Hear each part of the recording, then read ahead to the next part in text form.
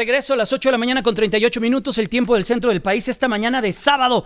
Recuerden que estamos a través de Grupo Fórmula, en la radio, en la televisión, en el internet, en las redes sociales. Y vámonos directamente hasta París, Francia. Vaya que Francia va a tener un fin de semana muy, pero muy intenso. Pero vamos a abordar temas muy interesantes que están del lado de la OCDE, de la Organización para la Cooperación y Desarrollo Económicos, con alguien que hemos platicado con ella. De hecho, ha estado con nosotros. Ella es mexicana. Qué orgullo saludar esta mañana hasta París, Francia, a Gabriela Ramos. Ella es directora y Sherpa de la Organización para la Cooperación y el Desarrollo Económicos. Gaby, qué gusto, muy buenos días, buenas tardes para ti.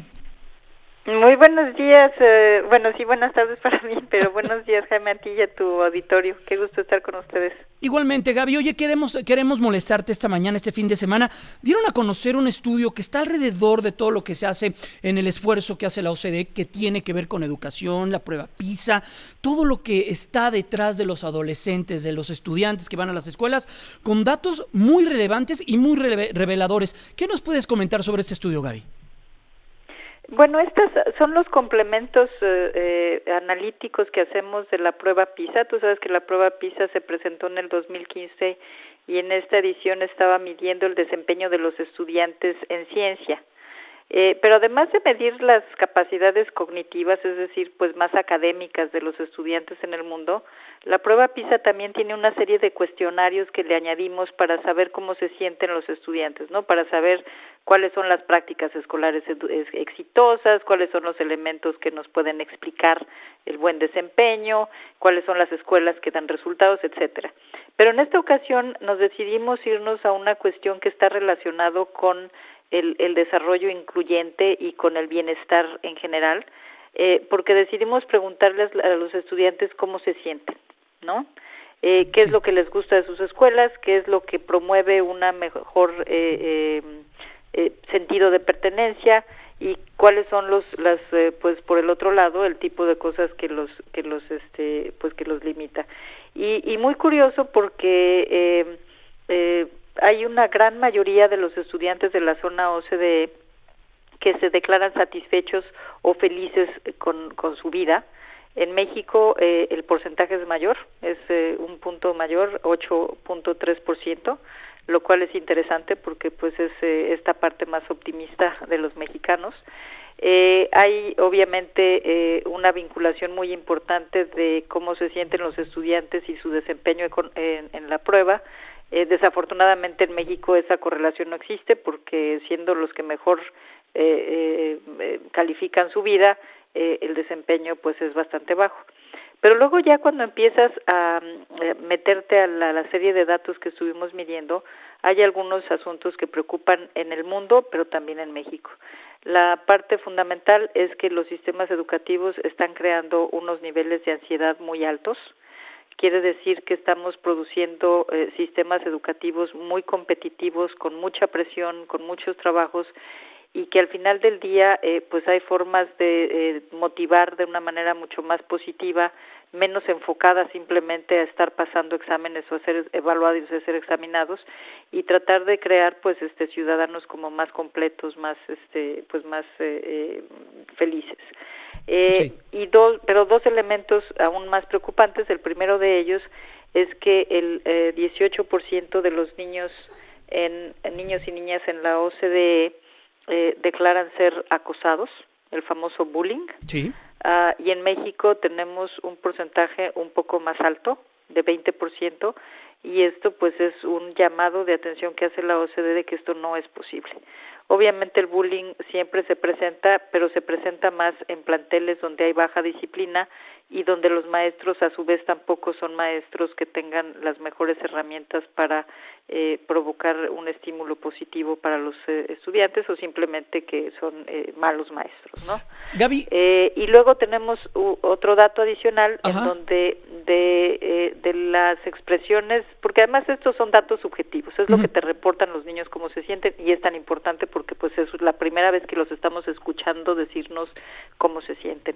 Las niñas, todas en el mundo, se declaran menos satisfechas que los niños.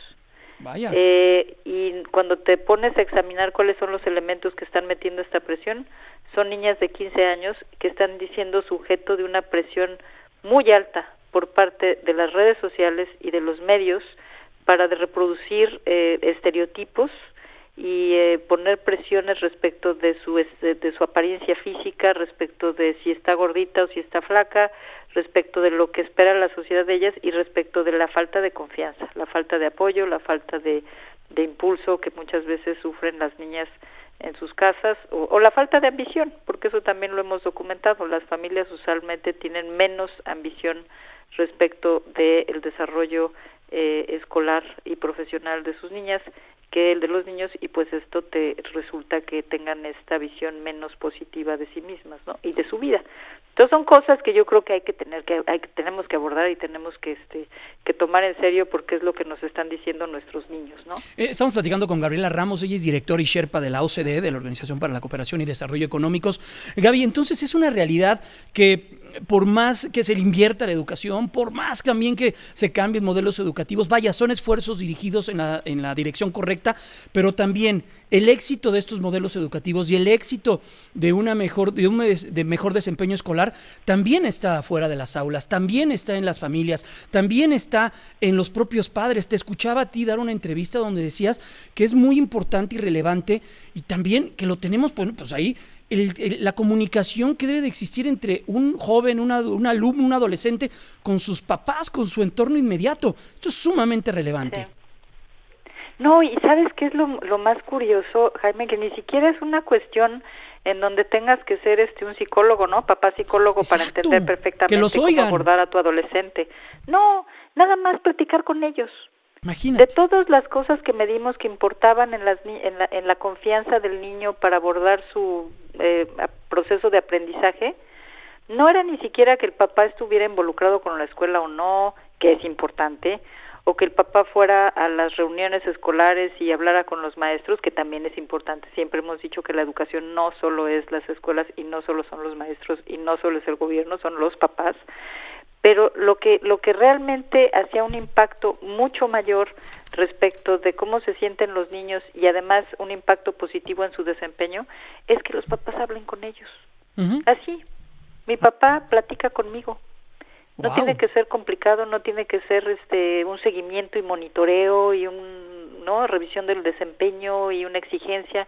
Simplemente que se sienten a platicar con ellos, a tomar la cena con ellos, es realmente, y además es muy curioso porque hasta platicaba yo aquí con los expertos, me parecía que estábamos descubriendo al ser humano, ¿no?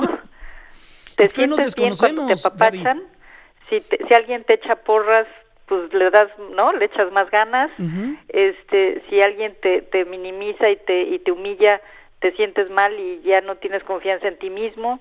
O sea, entonces el mensaje es, pues hay que ser mucho más positivos, mucho más amables, mucho más cuidadosos con el autoestima de nuestros chiquitos, ¿no? Gaby, ¿cómo? Porque eso los va a dar una formación de por vida. Eliminar el bullying. Eso el bullying realmente es un drama, es una tragedia y además deja cicatrices de largo camino. Entonces ese es uno de las cuestiones, y el tema de género.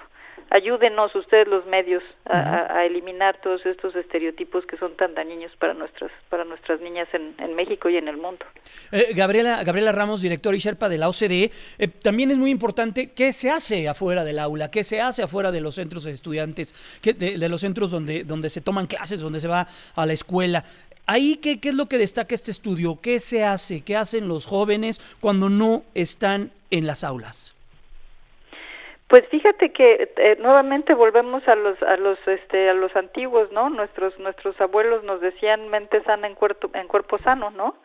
Los chicos que hacen más ejercicio, chicos y chicas que hacen más ejercicios, evidentemente muestran niveles de satisfacción más altos y muchas veces también muestran un desempeño mejor.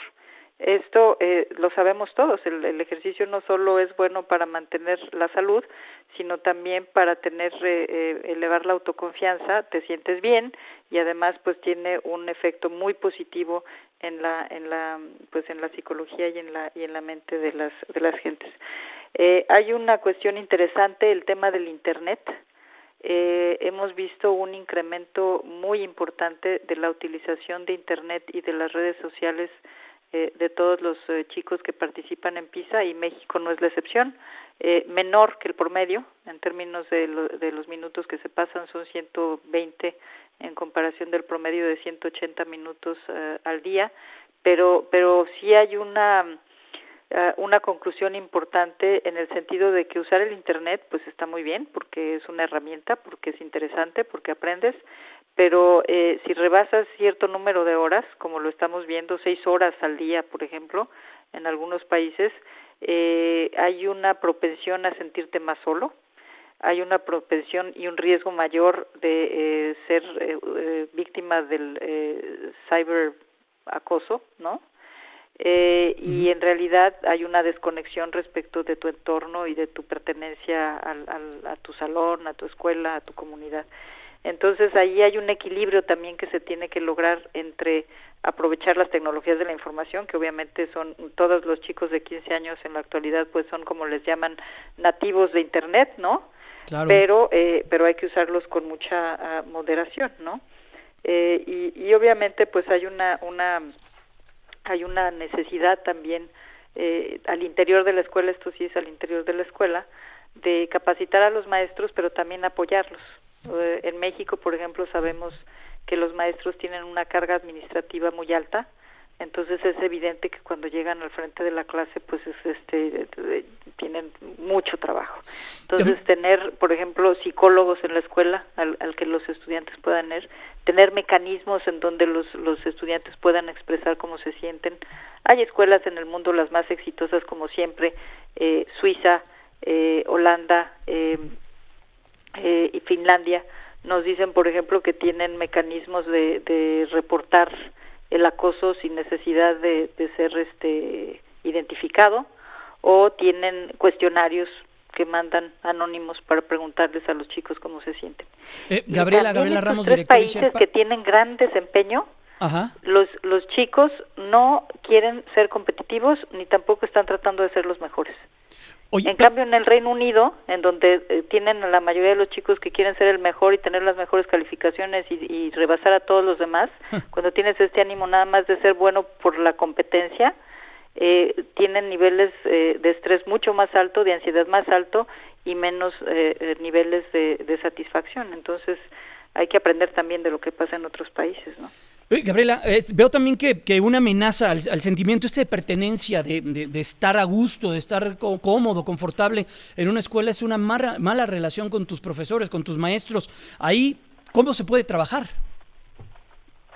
Pues yo creo que también hay que concientizar a los maestros, porque muchas veces, como te digo, nos hemos enfocado mucho en los planteles escolares y esto ha sido una tendencia internacional, a promover un sentido de competencia, a medir a los estudiantes por su capacidad intelectual solamente, por sus habilidades cognitivas, por el IQ, ¿no?